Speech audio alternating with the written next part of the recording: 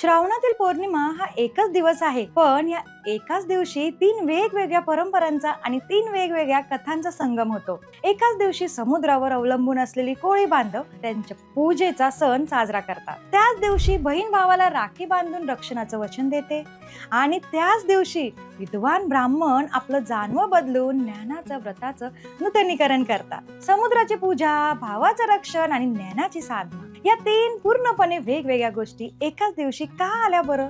या तिन्ही परंपरांना एकत्र जोडणारा तो एक समान धागा कोणता आहे? या तिन्ही संगमाचा वेगवेगळ्या पण तितक्याच रंजक कथा आणि त्यांचं महत्त्व जाणून घेण्यासाठी या उत्सवांची त्रिवेणी संगमावरील आमचा संपूर्ण व्हिडिओ पाहायला विसरू नका. हा व्हिडिओ कसा पाहायचा? तर यूट्यूबवर पाहत असाल तर तुम्हाला कॅप्शन मध्ये हा व्हिडिओ दिसेल. इंस्टाग्रामवर स्टोरी किंवा हायलाइट मध्ये लिंक दिलेली आहे आणि फेसबुकवर कमेंट मध्ये लिंक आहे.